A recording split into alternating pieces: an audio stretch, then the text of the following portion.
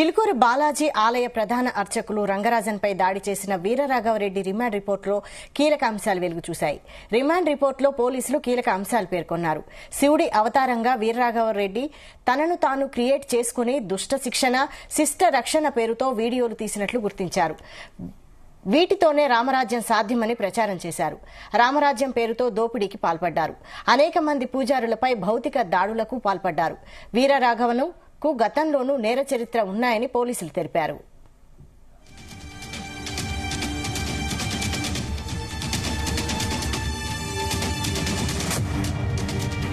Music teacher గా career మొదలుపెట్టిన Veera Raghava Reddy plan ప్రకారం ప్రైవేట్ ఆర్మీని రెడీ చేసుకున్నారు. కోసలేంద్ర ట్రస్ట్ పేరుతో రామరాజ్యం ఆర్మీ ఏర్పాటు చేసి మొదటి స్లాట్లో 5,000 మందిని రిక్రూట్ చేసుకోవాలని టార్గెట్ గా పెట్టుకున్నాడు. 20 నుంచి 50 ఏళ్లలోపు వయసు ఉన్న వాళ్లను రిక్రూట్ చేసుకుని తాను చెప్పిన పని చేయాలని కండిషన్ పెట్టారు. ఈ క్రమంలోనే ఆయన ఆర్మీతో అనేక మంది ఆలయ పూజారులపై దాడులు చేశారు. చివరగా రంగరాజన్పై దాడి ఘటన తర్వాత ఇదే అంశంపై మరిన్ని details crime bureau chief Raviteja అందిస్తారు. రవితేజ, చిలుకూరు టెంపుల్ ప్రధాన అర్చకులు రంగరాజన్పై దాడి కేసులో ప్రధాన నిందితుడిగా ఉన్నటువంటి వీరరాఘవరెడ్డి పూర్తి వివరాలన్నీ కూడా పోలీసులు బయటకు తీశారు. అతను ఇచ్చినటువంటి కన్ఫెషన్ రిపోర్ట్, పోలీసులు అతను రిమాండ్ చేసేటప్పుడు అతని నుంచి సేకరించినటువంటి వివరాలన్నీ కూడా కోర్టులో ప్రొడ్యూస్ చేయడం జరిగింది. అతనిపై పూర్వ కేసులన్నీ కూడా పోలీసులు బయటకు తీశారు. వీరరాఘవరెడ్డిపై సెక్సువల్ హెరాస్మెంట్ కేసు 2015లో నమోదైన దానికి సంబంధించినటువంటి వివరాలు కూడా పోలీసులు బయటకు తీశారు.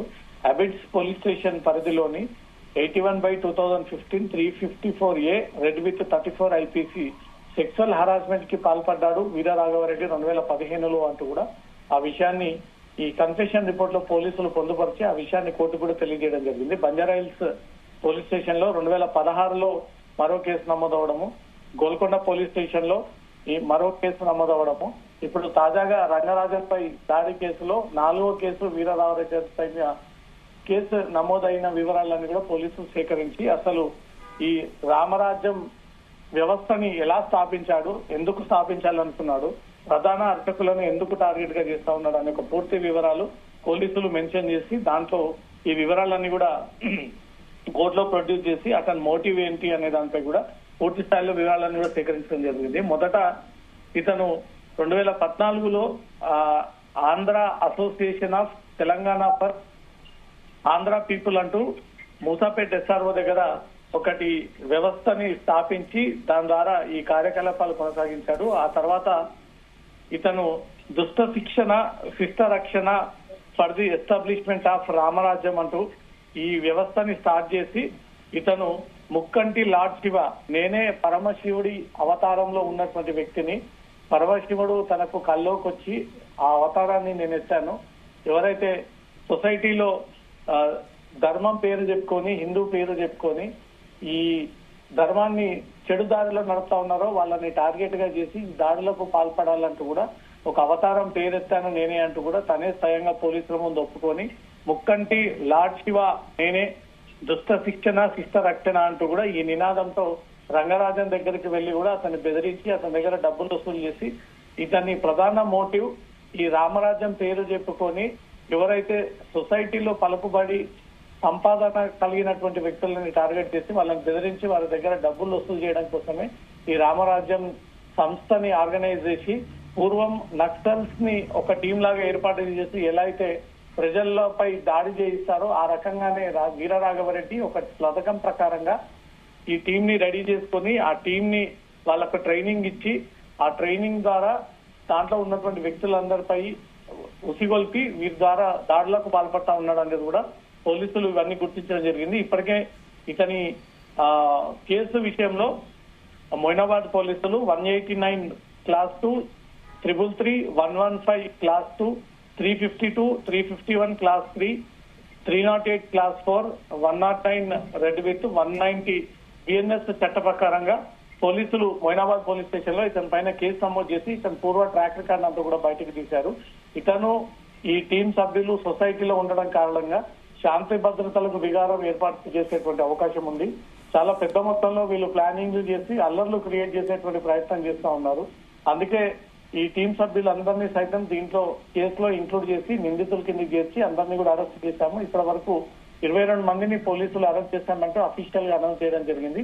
ఎంతమందిని బెదిరించారు, ఎంతమంది నుంచి తన వీరరాఘవరెడ్డి భార్య పేరుపై ఒక అకౌంట్ ఓపెన్ చేసి దాని ద్వారా డబ్బులు పబ్లిక్ నుంచి వసూలు చేసి ఫండ్స్ రూపంలో అకౌంట్ కి తరలిస్తా ఉన్నారంటూ కూడా పోలీసుల ఇన్వెస్టిగేషన్ లో ఇది బయటకు వచ్చింది. ఇప్పటి వరకు ఎంతమంది నుంచి భయపెట్టించి డబ్బులు వసూలు చేశారు, ఈ డబ్బులన్నీ ఎక్కడ ఖర్చు పెట్టారు, ఎవరి కోసం ఖర్చు పెట్టారు, ఈ వ్యవస్థని ఈ రకంగా స్థాపించి ముందు ఏం చేయాలనుకున్నాడు, ఎవరు టార్గెట్ చేయాలనుకున్నాడో టార్గెట్ చేసినటువంటి వ్యక్తులు అనే పూర్తి వివరాలు పోలీసులు సేకరిస్తా ఉన్నారు. వైశాలి, అయితే వీరంతా హిందువుల మధ్య వివాదాలు పెట్టే ప్రయత్నం కూడా చేస్తున్నారా?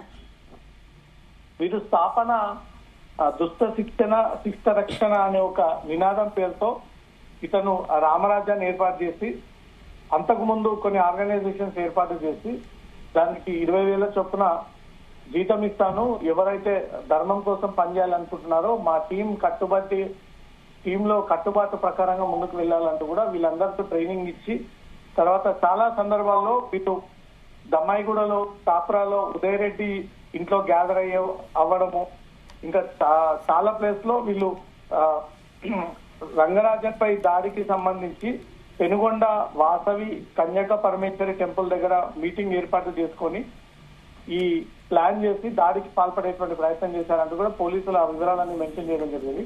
వీరరాఘవరెడ్డి గతంలో అబిడ్ పోలీస్ స్టేషన్ లో 354A సెక్సువల్ హరాస్మెంట్ కేసులో ఇన్వాల్వ్ అయి ఉన్నాడు. ఒక మహిళను వేధించి మహిళ పట్ల లైంగిక వేధింపుల ప్రయత్నం చేశాడన్నట్టు కూడా పోలీసులు ఆ పూర్వ ట్రాక్ రికార్డ్ అంతా కూడా బయటకు తీసి ఈ సంస్థ స్థాపనకు ఇతను ఉన్నటువంటి వ్యక్తిత్వానికి చాలా డిఫరెన్సియేషన్ ఉంది, ఇలాంటి వ్యక్తులు ఈ సంస్థలను ఎలా స్థాపించి ఏం చేయాలనుకుంటున్నారనే ఒక కోణంలో ఈ కేసుకు సంబంధించి ఫర్దర్ గా వీళ్ళు ఏం చేయాలనుకున్నారు, ఈ స్థాపన ద్వారా ఎవరెవరిని టార్గెట్ చేశారు, సొసైటీలో ఉన్నటువంటి పెద్ద వ్యక్తులను ఏమైనా టార్గెట్ గా చేసి ధర్మం పేరు చెప్పి ఏదైనా బెదిరించే ప్రయత్నం చేశారు అనేదంతా కూడా పూర్తి స్థాయిలో ఆ కాల్ డేటాను అంతా కూడా బయటికి తీసి ఇతను ఎవరెవరికి ఫోన్ చేసి బెదిరించాలన్న వివరాలన్నీ కూడా సేకరిస్తా ఉన్నారు. Vaishali, thank you Raviteja.